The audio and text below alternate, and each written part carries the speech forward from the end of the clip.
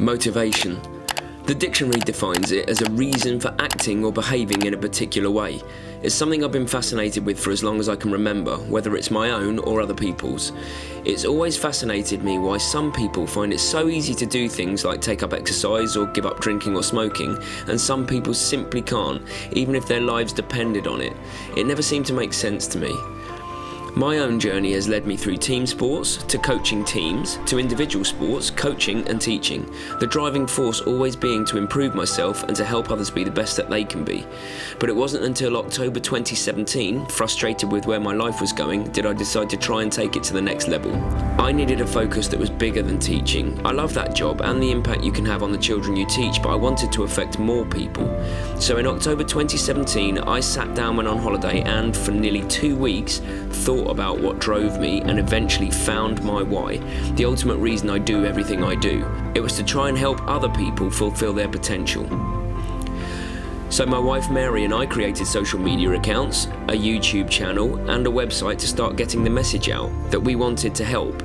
I wrote about things that interested or motivated me, some travels, exercise, anything I could think of that may help people unlock their own potential. I applied to the BTF Level 3 High Performance Coaching Programme because I thought being a high performance coach would open some avenues and give me a little bit of extra clout.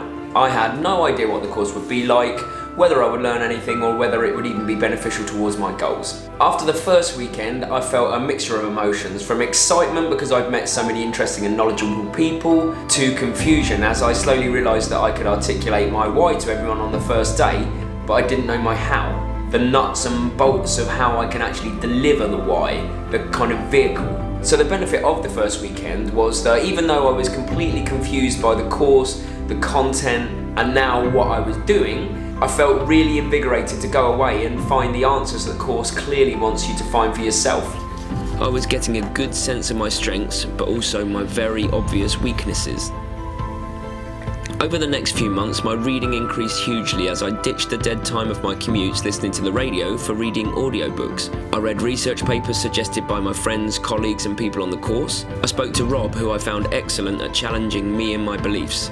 I engaged with people on the course and completed the tasks between the weekends.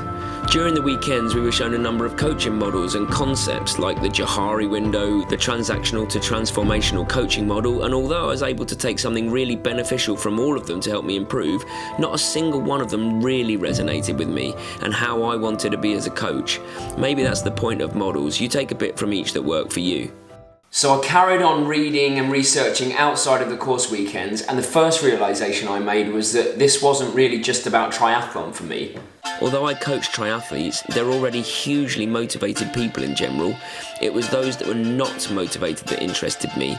So I realised I needed a guinea pig, or as it happened, pigs. I put out a message on Facebook that I'm looking to connect with people that have never really exercised in their adult life but they're open to the possibility, and to just build a relationship with me and see where it goes. It may never lead to exercise, but it might help them fulfill whatever potential that they have. But eventually I found Alan, then Adam, then Jules.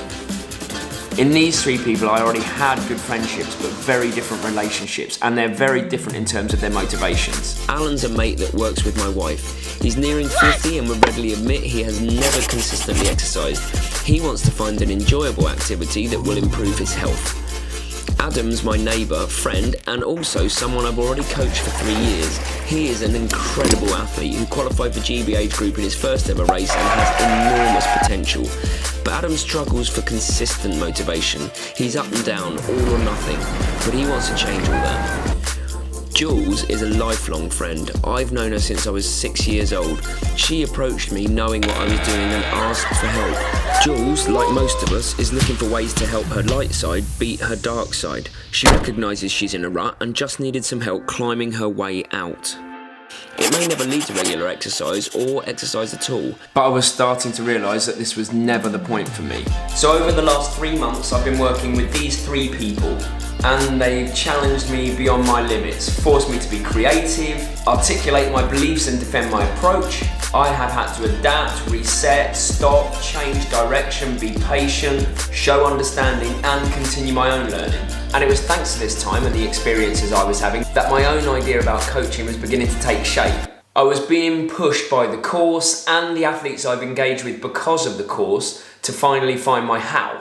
I was drawing from the books I was reading. I've been seeking advice from far and wide, friends with experience in coaching, innovation, motivation, my own coach who is invaluable to challenging me, colleagues within the teaching world with similar interests, those with differing and strong opinions.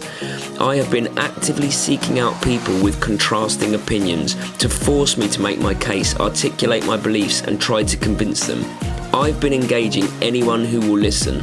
I am starting to come up with a 5-step process that links exercise to purpose. I think it's my how, and I'm excited. The idea revolves around giving meaning to exercise by leading you via 5 steps to purpose, doing something for greater than yourselves. It was when I heard about the 12 Steps AA program that it doesn't matter whether you get to step 1 or step 11, the relapse rates are pretty similar. It's only when you reach step 12 do the relapse rates drop dramatically, and that's because step 12 is helping someone else other than yourself struggling with the same problem. So in short, giving them a sense of purpose to help others. It isn't fully formed yet, it's still taking shape, it needs a lot of work and critique, and I by no means think that it is going to be any type of robust psychological model, but it is something that I believe can work for me, something that I can hang my hat on and believe in. It is simply something that I believe can help someone transition from a place where they're not even able to think about exercise, and not only that, but to be able to keep exercising as a consistent part of their lives and inspire others to do the same. A sense of purpose. It may never come to anything, but I need to look back at the end of my life and say I've got no regrets and I gave it a shot. My strengths have changed and I have new weaknesses, but I'd be more worried if this wasn't the case. This is just the beginning of my journey as a coach and also as a person. And now I'm actually having athletes seek me out because they've heard of what I'm trying to do and they need help with the psychological side of their life and training more than they need the physical. So thanks to this course, I'm now beginning to be able to articulate my how that goes with my why. And here's to phase 2.